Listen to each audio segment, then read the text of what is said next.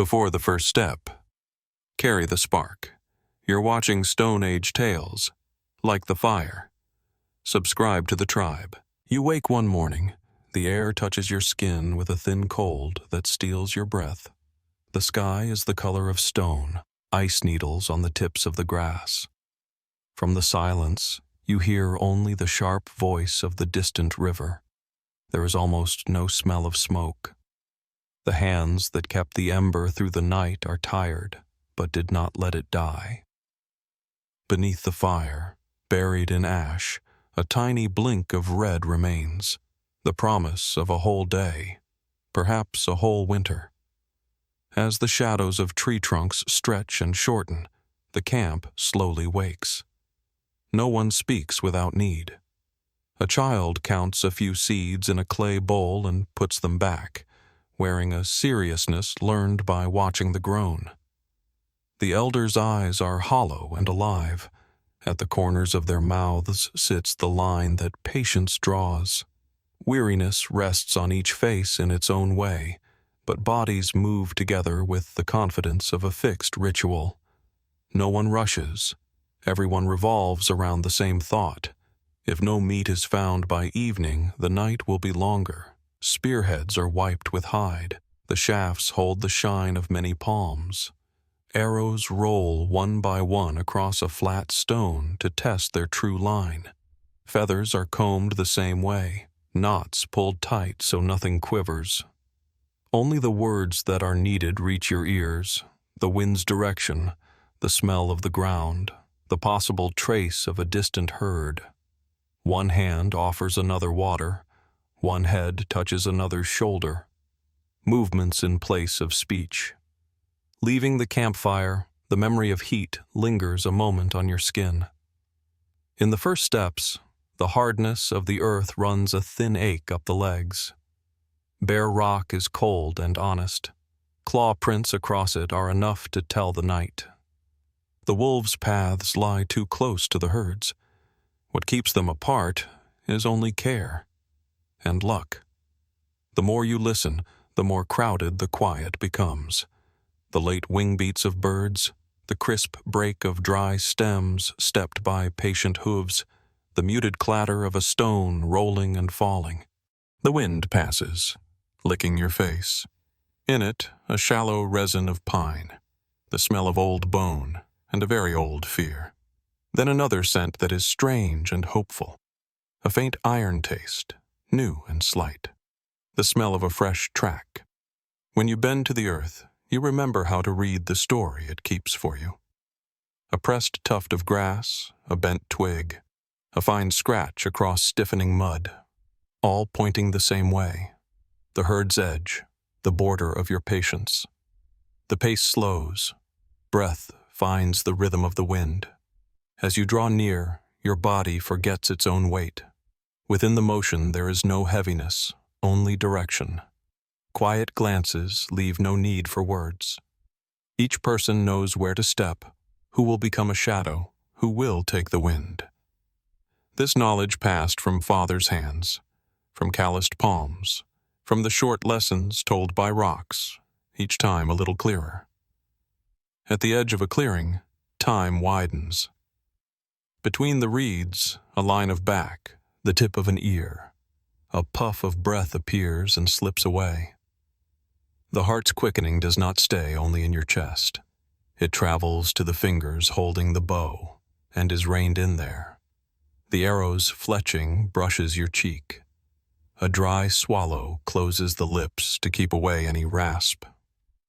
Your eyes hang on the border between motion and stillness. The world shrinks to a small circle, the rim of the target, the line bent by the wind. At the first release, time shatters. While the arrow cuts the air, neither you nor the world makes a sound. The target jolts, the herd stirs like shadow. The scene does not open to spectacle, it closes to decision, not a failure, a shallow hit. The smell of blood confirms the truth, but does not promise all of it. The herd's quick decision shifts every measure. Your feet want to surge forward by instinct. Your knees break, and your mind is the stronger brake. This is not a chase. This is keeping your wits in the shadow of hunger. At the far side of the clearing, a ring of black feathers turns. Crows, the dirty confidants of the sky. They announce that another story was written below. The wolves' leftovers. Advance paid by life to the wolves. As you angle that way, your nostrils open. The steam of meat breaks the cold like warm breath. On the ground, a few sharp cuts belonging to the wolf, like the measure of its teeth. A torn rib cage, the half-sentence of yesterday's fight. Knives work not with the violence of haste, but the calm of knowing. Hands seem to see before the eyes. A piece, a wrapping, a knot, the smell of fat inside the hide, the fibrous resistance of muscle, the solid sound of bone. The heat of the flesh reminds you you're human, a creature that can store warmth in its palms even in the world's cold. But the scent is not reaching only you. It rides wherever the wind goes and falls onto the wolves' tongues as an invitation. Eyes rise from shadow. Few at first, then many. Your steps are not to back away, but to hold together. When spear points line up, a thin line draws itself between you. The wolves' breath is white smoke. Their hunger is naked, their intent unsurprising. In that moment you understand. What separates you from them is not what you want. It is the order you keep while wanting it. They are a pack. You are a tribe. Between you stand the elders tomorrow, the children's voices, the place of the fire upon the ground. In the first leap, time shortens and stretches again. The shock at your spear's tip rings through the arm to the shoulder and into the chest like a wire. A tooth, a claw, a cry, a step back, and then another probe. When warmth from a wound seeps through the boot, pain learns a clear language, but your feet keep their balance.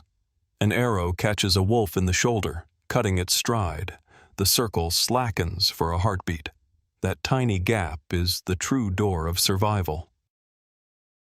Meat is tied into a tray of branches. Knots are set with teeth, cords grip tighter on wet hide. You back away without turning your head. Eye must stay on eye. The wolves have learned as well. A moment of panic can leave a fear that lasts for days. The space between you is measured by breath and resolve. At the river, the sound changes.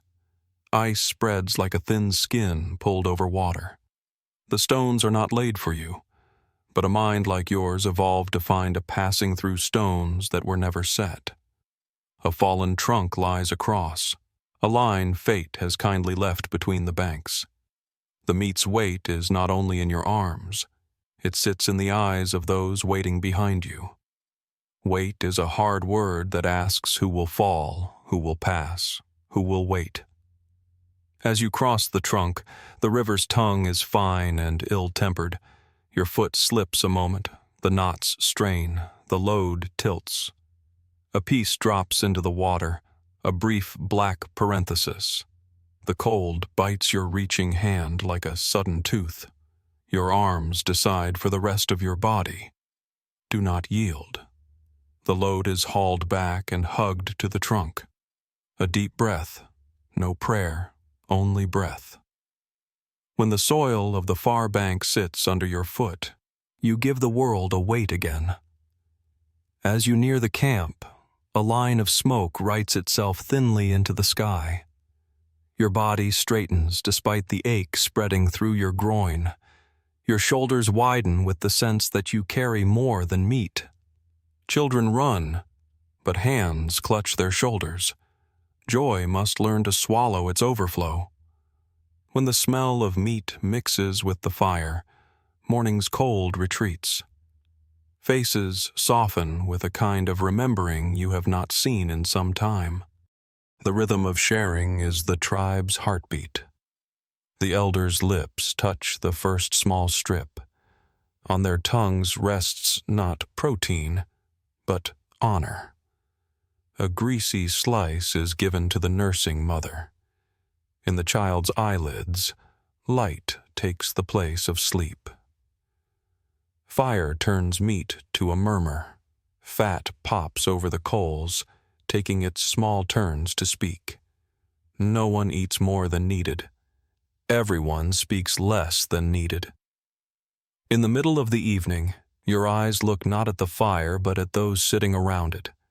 This is why you come back. When night arrives, the wind shifts. Rain beating the tent edges is a thin lesson in patience. Stones are pulled over the fire, dry wood tucked under layers of fat. The bone cup that carries the ember passes from hand to hand. The youngest and the oldest give their breath to the same spark. Kneeling before the stones, you sense the thing words in the oldest tongue still cannot say. Tomorrow will be built by the small warmth carried from today. By morning, the storm that gnawed the night has tired itself out. On the ground, the wolves' tracks make a half ring around the camp. They came close, looked, chose, and gave up. When you read the prints, you feel a strange respect. They are not your enemies. They are neighbors caught, like you, between hunger and order. The only difference between you is children waiting by a fire. By midday, you see small hands holding bows. They learn first to breathe, then to release. They learn to stand with the bow more than to stare at the target. A slipping wrist gathers itself with a patient breath. The teaching hands do not judge. Yesterday's lack is turned into today's work. Standing beside them, they understand that the hunt is won not only by muscle but by order. Order decides who eats first, who waits first, who keeps quiet first. Toward evening, the smoke darkens. It tells you more fat than meat is burning. An old eye watches the ridge where the wolves were seen yesterday. After danger passes, people drift into a sweet forgetfulness. But this land does not love those who forget. So you remember. Water sometimes steals, wind sometimes deceives, stone sometimes lies. Only your hand, your eye, and the promise you give each other keep you where you belong. When night comes again, the faces around the fire are calmer but not careless. The wound is bound, the boot patched, the knots checked again. A child touches the fresh stitches on a young calf and asks, "Does it hurt?" The answer is short. Yes. Will it go away? No. These two words add another line to the tribe's memory. Some marks remain to forbid forgetting. As the last mouthfuls are shared, the ember in the bone cup is moved into a new pouch. The youngest and the oldest give their breath once more. As the fire passes from one hand to another, it is not only heat that changes hands. A ranked burden is passed along, an unseen cord tying today to tomorrow. No one claps, no one speaks big words. A quiet nod stands in for all ceremony. When you lie down and close your eyes, your ears keep sorting the noises of the dark. A far howl, a near rustle, the stifled sigh of the fire. Inside you, the day's sharpest moment returns, the foot slipping on ice, the piece dropping to the water, your hand hauling the weight back. You remember what you learned there. Strength is not the name of muscle, but of the decision that does not yield. When morning comes again, the world is still the color of stone, but there is a different clarity in your eyes. The smell rising from the pot over the fire announces not only feeding, but telling. Because survival continues not only by finding meat, it continues by telling each other as you carry the meat, hide the ember, bind the wound. Every sentence told builds an invisible fence around the tribe, a fence the wolves respect and the wind cannot wear down. By the end of that day, you know this. We are not the valley's strongest hunters. We are the ones who can carry the spark without letting it go out. The ones who can wait together, share by measure, keep quiet when needed, and become one body when needed. Between hunger, wind, ice, and teeth, the tribe is kept alive not only by the hand that grips the spear, but by the eyes that trust that hand. And each evening, when the small light in the ash blinks again, the same words move through you. Tomorrow may be as hard as today, but you will meet it with the warmth you carry from today. You know the fire's language, the rhythm of breath, the wisdom of step, the weight of sharing. One day, the herd will not come by the path you expect. One day, the river will wear a thinner shirt. On that day, you will choose again, risk now, or let tomorrow vanish. And you will do what you know. You will set your shoulder once more to the line between teeth. You will carry the fire in your palm like a small heart. Because your age is stone, your name is human, and your laws are fire.